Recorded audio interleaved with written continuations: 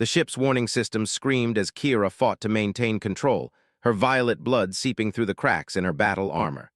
The small vessel shuddered violently, plummeting through Earth's atmosphere in a blazing streak. Behind her, the wreckage of 3 Drexian ships tumbled through space, her final act of defiance before her own ship was crippled. Systems failing, atmospheric entry unstable, the ship's AI announced with mechanical indifference. Kira snarled, her sharp teeth bared as pain lanced through her side where a Drexian particle blade had pierced her armor.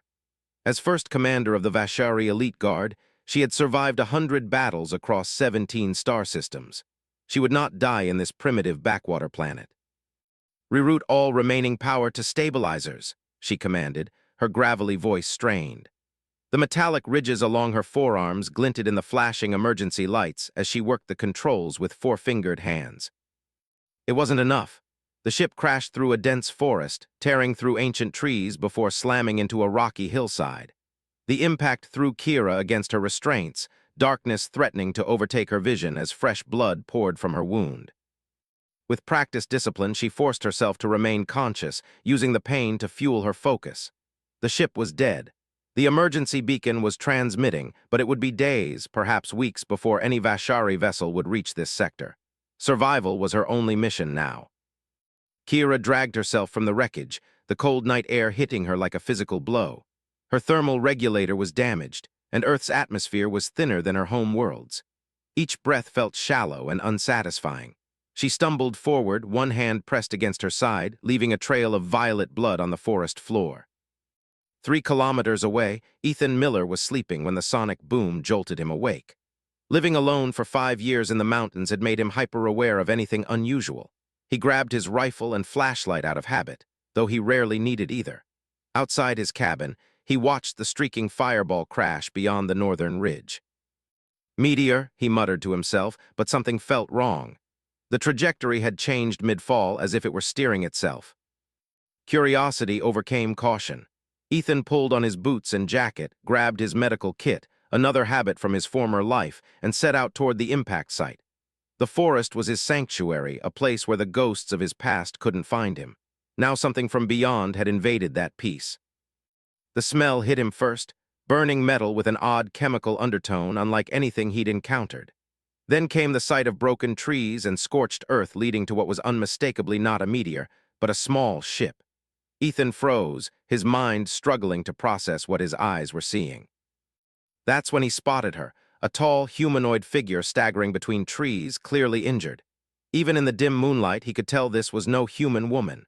Her skin had a gray-blue sheen, with raised ridges along her exposed arms and neck. What appeared to be armor covered much of her body, though a section at her side was damaged, leaking something dark. Professional instinct overcame his shock. "Hey," he called out, approaching slowly. "You're hurt, I can help."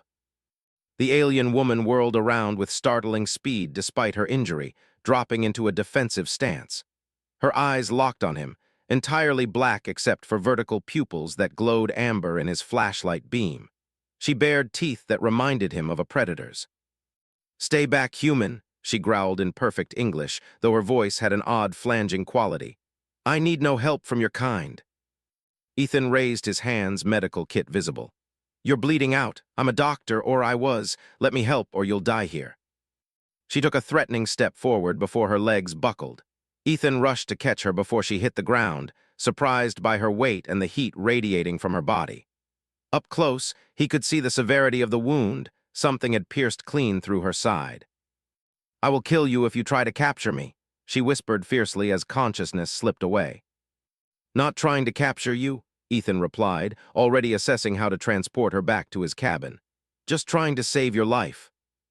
As he lifted the unconscious warrior, Ethan wondered what he was getting himself into. 5 years of solitude hadn't prepared him for an alien encounter, yet here he was, carrying a wounded extraterrestrial back to his cabin. What troubled him more was how natural it felt to step back into the role of healer, even under these extraordinary circumstances. Behind them, the ship smoldered quietly in the darkness, its beacon sending silent signals into the void. Kira's eyes snapped open, instantly alert despite the searing pain in her side. Her environment registered in rapid succession. Wooden walls, primitive heating system, unfamiliar scents, and the human male sleeping in a chair beside the bed where she lay. Her armor had been partially removed, her wound cleaned and bandaged with strange materials. She attempted to sit up, only to have fire shoot through her torso. A low growl escaped her throat, waking her captor, no, her rescuer, though the distinction felt meaningless. "Easy," Ethan said, his voice still thick with sleep. "You've got 3 broken ribs, and that wound went clean through your side. Whatever weapon did that cauterized as it cut, which probably saved your life." "Drexian particle blade," Kira replied automatically, then cursed herself for revealing tactical information. "Where is my equipment, my communicator?" Ethan gestured to her gear, neatly arranged on a nearby table. "I only removed what was necessary to treat you. Your, communicator thing is still blinking, if that's good news." Kira assessed the human more carefully now. He was tall for his species, with dark hair streaked prematurely with gray, and eyes that reminded her of Earth's oceans in the approach scans. His hands bore the marks of both labor and precision, unusual for humans who typically specialized. "You claim to be a doctor," she said, voice cold and measured. "Why do you live in isolation? Are you an outcast?" Something flickered across his face, pain perhaps. "Something like that. I chose this, much like you've chosen to be a soldier." "I am a warrior," she corrected sharply. "First Commander Kira of the Vashari Elite Guard. My choices were made for the glory of my people." Ethan nodded, reaching for a bottle of liquid. "Well, First Commander, you need water and nutrients. Your biology seems similar enough to ours that I think this will help, not harm." Kira reluctantly accepted the water, her body's desperate thirst overriding her suspicion. The cool liquid brought immediate relief to her parched throat. She hadn't realized how dehydrated she'd become. "Why help me?" she demanded. "Your species is known for fearing what you don't understand." Ethan's expression remained neutral as he checked her bandages. "Maybe I'm not afraid, or maybe helping is just what I do, regardless of where someone comes from." Over the next 3 days, Kira's condition improved marginally, but the wound refused to heal at her species' normal accelerated rate.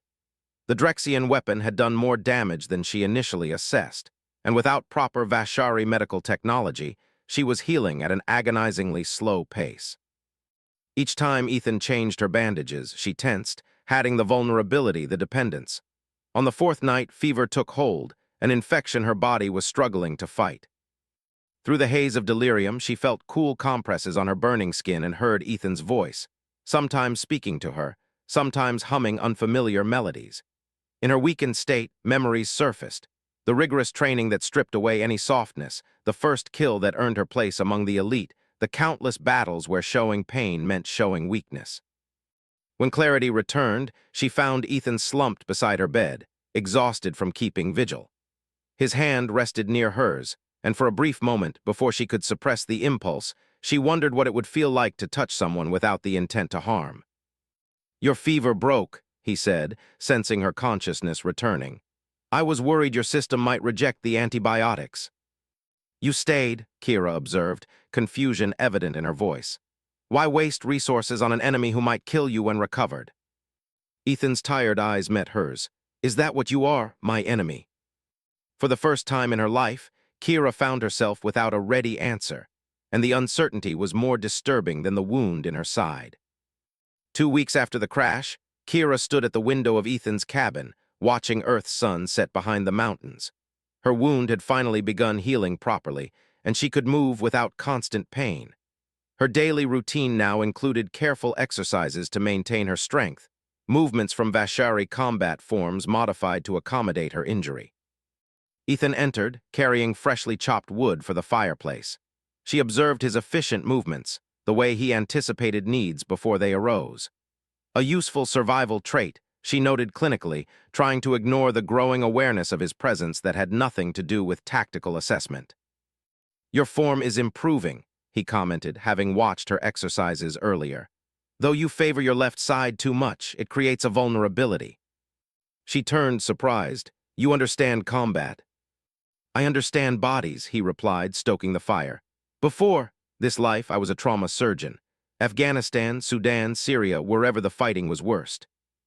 Kira's interest peaked. "You were a battlefield healer, yet you speak of vulnerabilities like a warrior would." To heal the wounds of war, you need to understand how they're inflicted. He didn't meet her eyes.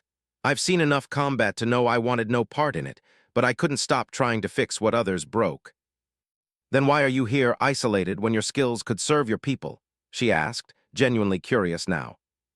Ethan was silent for a long moment. My last assignment was a field hospital near Aleppo. We were bombed, deliberately targeted, 43 patients, 17 staff killed. I was pulling a child from the rubble when the second strike came. He unconsciously touched the scarring that ran down his neck and beneath his shirt. I couldn't save her, or most of the others. After that, I couldn't trust myself to make the right calls anymore. Every death felt like my failure. The concept seemed alien to Kira. In battle, death is honored. The fallen complete their purpose by dying in service to something greater. Is that what you truly believe? Ethan asked quietly. Or is that what you were taught to believe? The question unsettled her. Before she could formulate a response, a sharp pain lanced through her side. Ethan was at her side instantly, supporting her weight. The internal sutures are pulling. Let me check them, he said, helping her to the table that served as his examination area. As he carefully removed the bandage, Kira studied his face, the intense concentration, the gentle hands that had known both healing and horror. On impulse, she reached out, tracing one of the scars on his forearm. Your wounds, she said. You bear them differently than a Vashari would. We display our scars proudly. You hide yours, yet you haven't used your medical skill to remove them. Some reminders we need to keep, he replied, his voice low. His hand paused momentarily over her wound, and for a heartbeat, they were connected by shared understanding of different pains. Later that night, unable to sleep, Kira joined Ethan by the fire. Without her armor, dressed in borrowed clothes too large for her frame, she felt strangely exposed. Yet the discomfort was increasingly offset by something unfamiliar, a sense of ease in his presence. On Vashar, to show pain or seek comfort is to invite contempt, she said abruptly. From birth, we are taught that the collective strength of our people depends on the unflinching will of each warrior. Ethan considered this.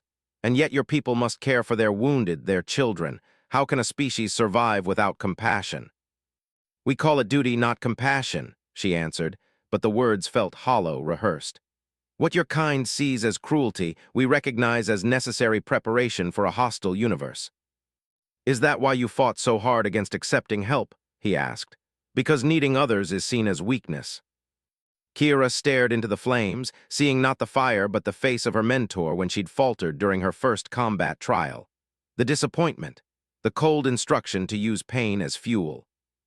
Perhaps, she admitted, or perhaps I feared discovering that everything I believed about strength and weakness might be wrong. By the third week, Kira's strength had returned enough for her to venture outside. Earth's gravity was slightly weaker than Vashar's, and the higher oxygen content in the air gave her a curious lightness despite her healing wound. She found herself drawn to the small clearing behind Ethan's cabin, where the forest opened to reveal the sky. Today, rain fell, gentle, unlike the acid storms of her homeworld. She stood with her face upturned, letting the cool droplets wash over her skin, a sensation both foreign and pleasurable. Ethan watched from the porch, mesmerized by the sight of her. The rigid posture of the warrior had softened. The angular markings along her neck and temples, which he now knew were signs of her rank, seemed less severe when wet, almost like iridescent brushstrokes against her blue-gray skin. "You'll catch a cold," he called out, though he made no move to interrupt her moment. Kira turned, raindrops clinging to her lashes. "Your earth illnesses are unlikely to affect my physiology." But she walked toward him anyway, her movements fluid despite the lingering stiffness in her side. As she reached the porch, their proximity suddenly registered differently. The subtle heat radiating from his body, the rhythm of his breathing, the flecks of gold in his eyes that she hadn't noticed before. "Your heart rate has accelerated," she observed, her voice lower than intended. "Has it?" Ethan asked, knowing full well it had. The weeks of caring for her, learning about her world and culture, watching her transform from fearsome warrior to something more complex had affected him in ways he hadn't anticipated. "Among my people," Kira said carefully, "physical responses are controlled, disciplined, especially between warriors of different ranks. And between your people and humans," his voice was barely above a whisper. "There is no protocol," she replied. It has never occurred.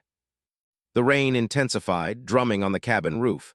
Something unspoken passed between them, permission, perhaps, to venture into uncharted territory. Ethan reached out slowly, giving her time to retreat if she wished.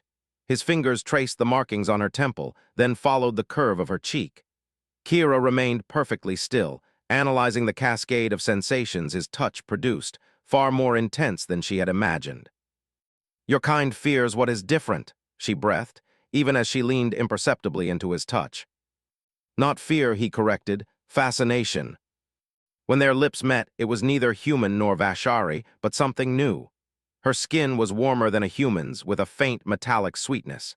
His was softer than she expected, his restraint evident in the gentleness of the kiss. Desire, raw and unfiltered, surged through Kira, catching her unprepared. In battle, she channeled such impulses into focused aggression. Here, with Ethan, there was nowhere to direct this energy except toward him. She pulled him closer, her strength still surprising him despite his awareness of her abilities. Inside the cabin, illuminated only by firelight, barriers of species and culture fell away. His hands explored the intricate patterns of raised skin along her spine, while hers discovered the landscape of scars that told his history. Their union was both tender and fierce, his healer's intuition guiding him to respond to her body's signals, her warrior's focus allowing her to experience each sensation fully. When they finally lay entwined, the sound of rain created a cocoon around them, insulating this impossible moment from the reality that awaited outside. Later, as Ethan slept, Kira traced patterns on his chest, troubled by conflicting emotions. The Vashari elite lived by a strict code, duty above all else, the mission before personal desire. What she felt for this human was explicitly forbidden, not just because of his species, but because attachment made warriors vulnerable, compromised. Yet as she watched the steady rise and fall of his chest, she could not reconcile her training with this new truth. In his arms, she had felt not weakness, but a different kind of strength, one that her people's rigid doctrine had never acknowledged. Her communicator blinked more rapidly now from across the room. Her people were coming. Soon she would have to choose. The Vashari retrieval vessel appeared as a dark silhouette against the morning sky, hovering silently above the forest clearing. Kira stood at the edge of the tree line, fully armored except for her helmet, which she held at her side. The wound had healed enough for travel, leaving a jagged scar she would normally have displayed with pride. Behind her, Ethan waited, understanding the gravity of the moment without needing explanation. They had spoken little since dawn, when her communicator had signaled the approaching ship. "Your people have impressive cloaking technology," he observed, attempting normalcy even as tension radiated between them. "No one else has detected them." "The Vashari do not announce their presence unless necessary," Kira replied, her voice carrying the formal tone she had gradually abandoned during her weeks on Earth. "They will extract me and destroy all evidence of the crash site." "Including me?" Ethan asked quietly. Kira turned to face him, her expression conflicted. "That would be protocol." The ship descended, landing gear extending like talons into the soft earth.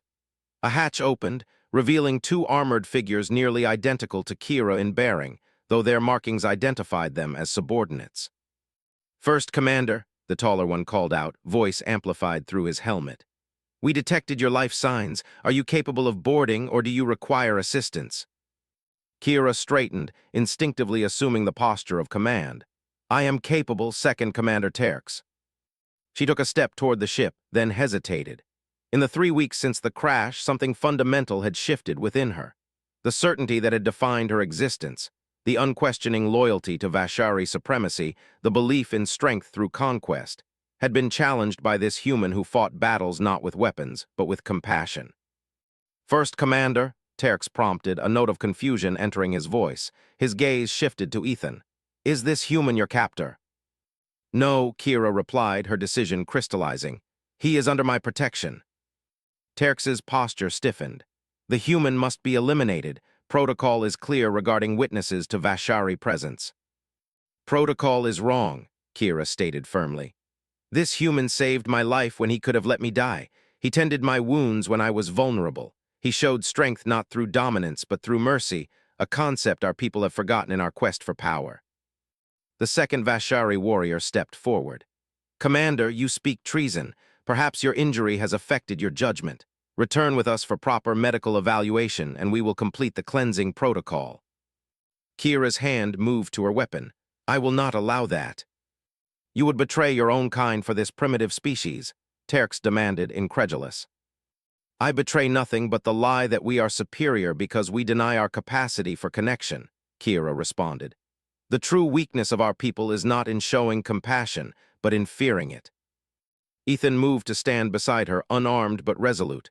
Whatever you decide, he said quietly, I understand. The moment balanced on a knife's edge, 3 Vashari warriors locked in a standoff, with Ethan caught between worlds. Then Kira made her choice. She activated a sequence on her arm panel, and a high-pitched whine emanated from her crashed ship in the distance. What have you done? The second warrior demanded. Initiated self-destruct of my vessel, Kira answered calmly.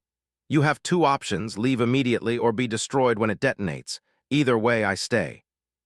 The High Command will declare you severed, Terx warned. You will never be permitted to return.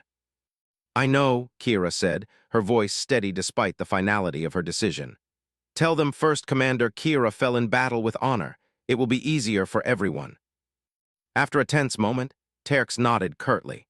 The warriors retreated to their ship, which rose quickly and vanished into the clouds just as a distant explosion shook the forest, Kira's ship disappearing in a controlled detonation that would leave little evidence.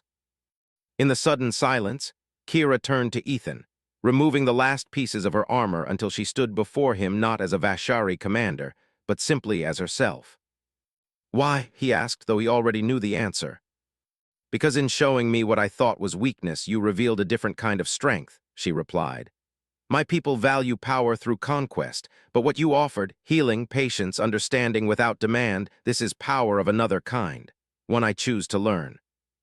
Ethan took her hand, his fingers intertwining with hers. It won't be easy, you're giving up your world. Kira looked up at the sky where the ship had disappeared, then back to the man beside her. Not giving up, exchanging one world for another, the Vashari teach that a warrior must always adapt to survive. Her lips curved in a smile that was both sad and hopeful. This is my adaptation. As they walked back toward the cabin, Kira knew that challenges awaited, hiding her identity, finding her place on this planet, navigating the complexity of human society. Yet for the first time, she faced uncertainty without fear. The rigid doctrine of her past had been replaced by something more flexible but no less strong, like the trees around them that bent with the wind rather than breaking against it. I still don't fully understand your Earth concept of love, she admitted as they reached the porch. Ethan smiled. That's okay, we have time to figure it out together. Above them, stars began to appear in the darkening sky, the same stars that had witnessed her arrival as a fearsome warrior, and now watched her first steps toward becoming something more complex, more complete. Something that bridged 2 worlds.